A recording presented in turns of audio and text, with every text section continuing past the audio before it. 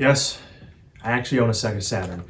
And not gonna lie, I'm the only person I know that owns one. Now, why is that the case? Well, the reasoning is because, well, the Saturn didn't sell all too well, honestly. I mean, let's think about this here. In that generation, the Sega Saturn went up against the PlayStation 1 and the Nintendo 64. Well, the PlayStation 1, I want to say, sold around 100 million units.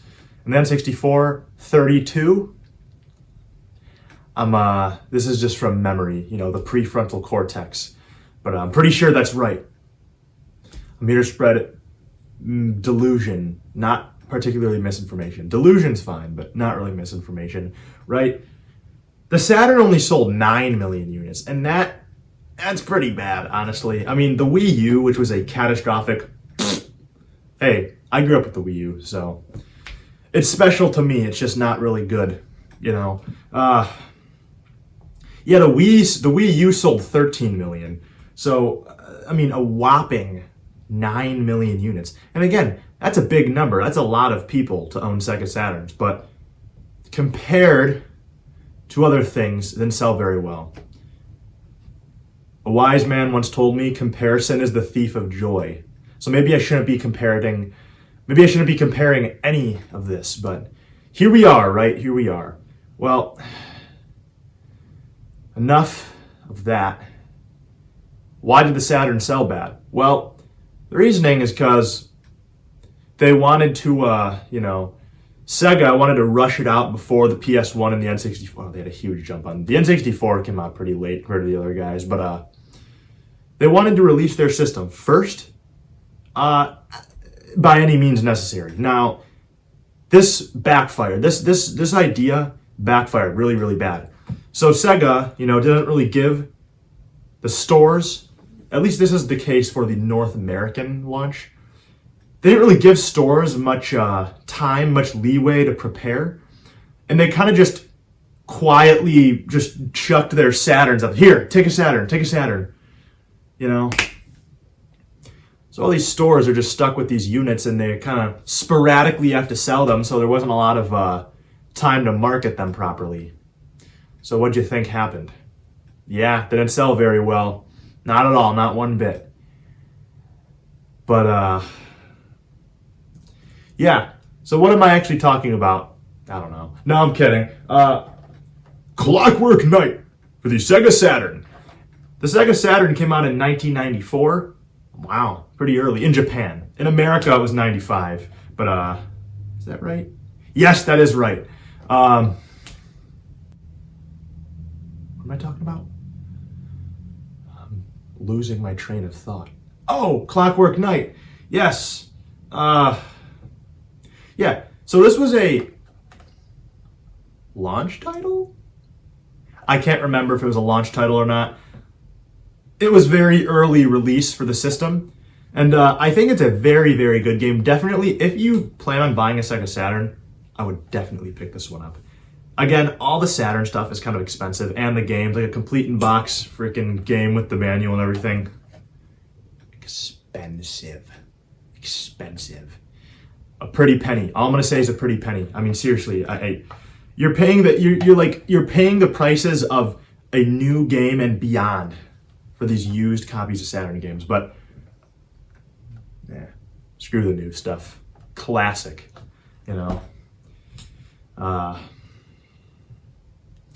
That's the thing, right? But yeah, Clockwork Knight. So enough talk about the Saturn. I guess all the viewer needs to know is it didn't sell very well. It was definitely the underdog compared to the other two because it was marketed very poorly and it just never got a Sonic game. In its entire lifespan, there's just no Sonic. Yeah, beyond me. They had plans for a game called Sonic Extreme, but they had a really hard time developing it, and there was it was a rough development cycle, so it just got canned so they could work on Sonic for their next console they were planning, the Dreamcast, which, that's a good console. It also didn't sell well, and it ended up being the downfall of Sega, and it ended up being their final, but it's their magnum opus, in my opinion. Is that true? It could be argued. The Dreamcast is a great system. And then it's Sonic Adventure, which was the first actual 3D Sonic game. Authentically, like Mario 64 3D. Not Sonic 3D Blast, which was just a blast of shit, honestly. But, what's there to say about Clockwork Knight? It was the early launch title. Not launch. It was an early release for the Sega Saturn. It was a platformer. This was a great showcase of the 32-bit beast's capabilities because it used pre-rendered graphics, you know, kind of like Donkey Kong Country. It looks very good, by the way. The visuals are very nice, very tomfoolish and very colorful, you know, eye-popping, mouth-watering, perhaps, you know, maybe even diaper-filling. Very, very good visuals, I will say. The music is fun. You know, it's on a CD, so you got the orchestrated music. Listen, I don't care. Chrono Trigger, over there on the shelf. Listen, that game was on a cartridge, yet it has one of the best game soundtracks I've ever heard. So, you know, limitations, blah, blah, blah. You can make it work no matter the circumstance, you know.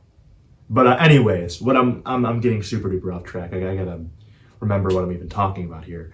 But Clockwork Knight.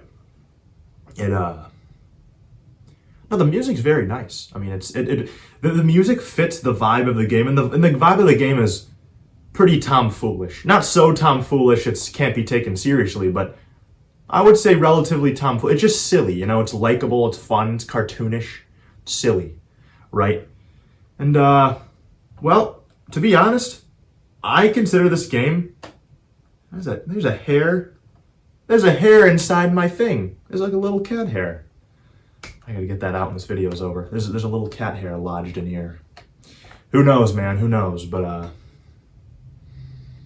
man, I kind of consider this to just be like Sega's Mario, because it's a platformer. The goal is to save the damsel in distress.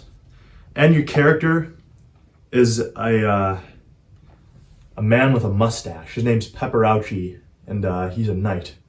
And come on, he looks like Luigi. Seriously, I think he looks like Luigi, honestly. But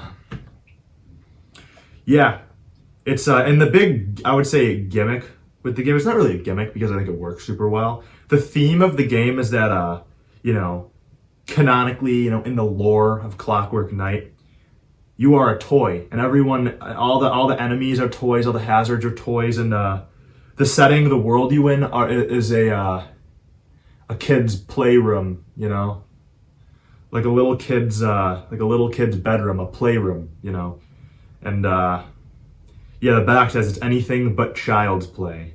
They're right. This game is really hard. I'm not gonna lie. It was difficult, honestly. My hands were sweating, and I was, you know, cursing out the game when I went back and played this one, you know. Yeah, my hands were sweaty, clammy. You know, the gaming fatigue when you're about to beat a level and you're real clammy. You know what I mean? Start shaking and sweat runs down your hands, real clammy. It makes me real clammy, you know. But okay, I want to say super hard, but it puts up a good challenge, you know. The game's not that long. I beat it in a couple hours. I remember you can't like save your progress and just turn off the system. You gotta play it through in one sitting. But honestly, that's fine because it's not that long of a game.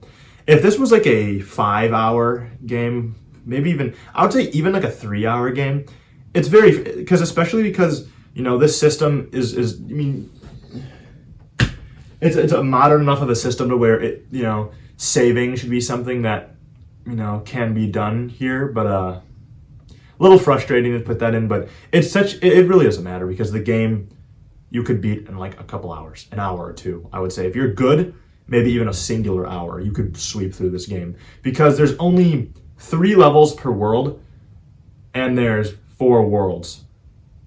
So does that mean there's 12 levels? I remember to do math.